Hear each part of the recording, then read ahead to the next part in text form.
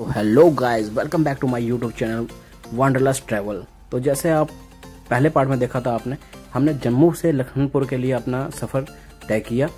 तो वहाँ पे रुक के हमने पल्ले खाए, आधे घंटे रेस्ट करते हुए हम निकल पड़े अपने सफ़र को। तो रास्ते में चलने के बाद हमें पठानकोट हाईवे मिला, NH44, जहाँ से दिल्ली की दूरी 503 किलोमीटर और वहाँ से अमृतसर की दूरी रहती है जो 114 किलोमीटर है और जलंधर की दूरी 123 किलोमीटर, जैसे आपने बोर्ड में देखा।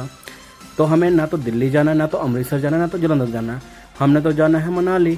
मनाली के लिए आपने ममून कैंट से अंदर होना, नूरपुर के लिए आपने रोड पकड़ लेना। आपको कोई स्ट्रीट लाइट दिखने वाली है, आपको चलना है बस अपने हेडलाइट के लाइट के सहारे। तो रोडों में बहुत से खड्डे थे, तो हम भी चलते रहे अपने सफ़र को इन्हीं खड्डों के साथ।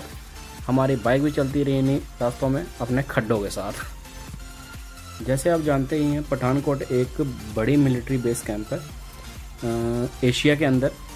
तो रोडें आप देख सकते हैं सुनसान है।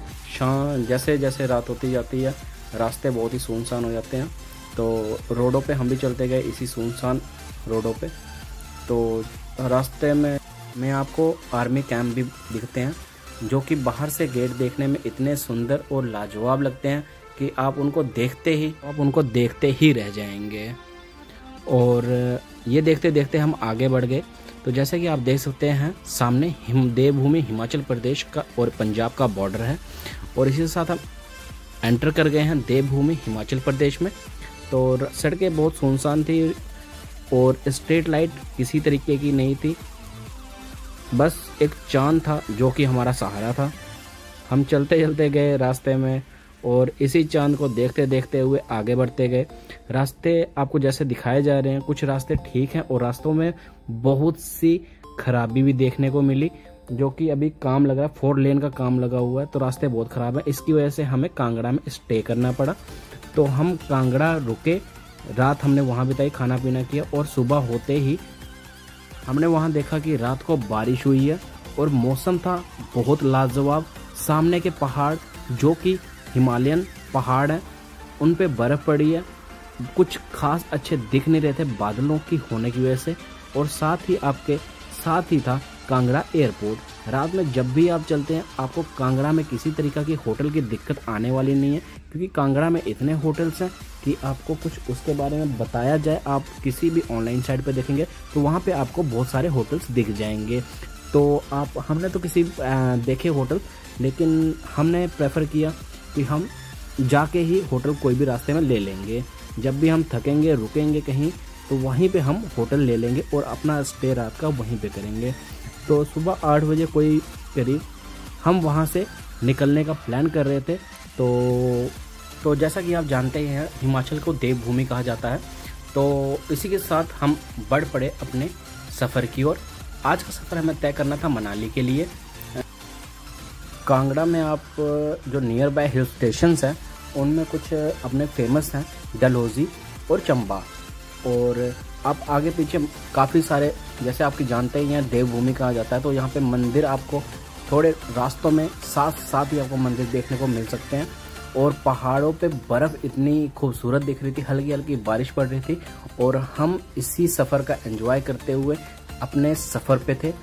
तो वो कहते हैं ना कि मतलब मंजिल से ज़्यादा सफ़र का मज़ा होता है। तो वही सफ़र हम अपना एंजॉय करते हुए आहिस्ता आहिस्ता बढ़ रहे थे।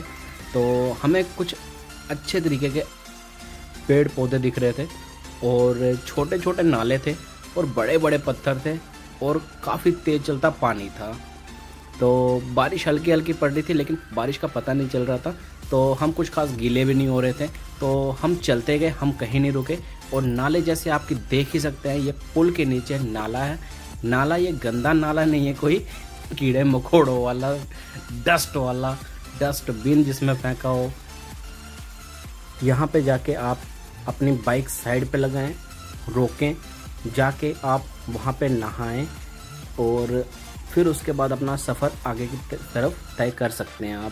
आपको लग रहा होगा नाला मैंने इसलिए बोला क्योंकि ये छोटे मोटे नाले हैं, इन्हें नाला ही कहा जाता है।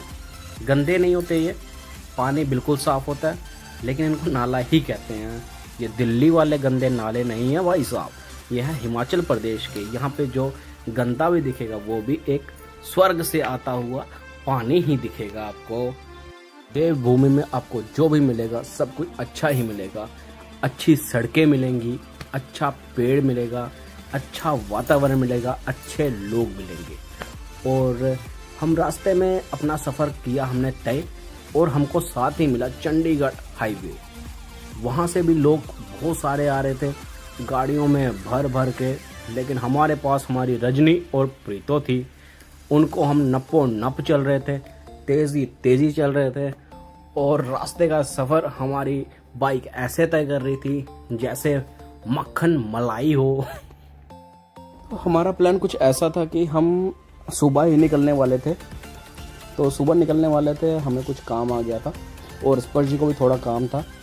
तो हमने सोचा कि थोड़ा शाम को निकलेंगे 6 बजे के करीब, पर हम 6 बजे भी नहीं निकल पाए। हम लोग निकले 7 बजे। 7 बजे हम जम्मू से निकले तो हमें लखनपुर पहुँचते ही कोई 8-9 बज गए थे वहाँ पे। तो उसके बाद हम वहाँ से निकले जब, तो हमें 12 साढ़े 12 हमें कांगड़ा पहुँच गए थे। और रास्ता ख़राब होने की वजह से हमें स्टे लेना पड़ा कांगड़ा के होटल में। तो वहाँ से हम निकले सुबह सुबह, तो मौसम तो अच्छा ही था। तो रास्ते में बहुत सारे हमें बारिश का सामना करना पड़ा, और रास्ता काफ़ी अच्छा था। वहाँ से हम निकले हैं, तो उसके बाद पालमपुर हम जाके थोड़ा रुकेंगे वहाँ पे, वहाँ के चाय के बागान देखने वाले हैं।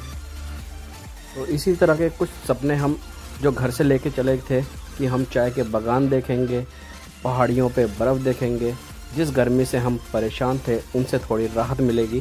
तो यही सब सोचते सोचते दिमाग में हमारे हम इसी के साथ आगे बढ़ते गए, और बहुत अच्छा लग रहा था। रास्ते बहुत अच्छे थे और हल्की हल्की बारिश हो रही थी। ऐसा लग रहा था कि जैसे पेड़ों को धो दिया गया हो, एक मतलब जैसे आप कार वॉश कराते हैं उसी तरीके से ऊपर वाले ने पूरे एनवायरनमेंट को नीट एंड क्लीन कर दिया है।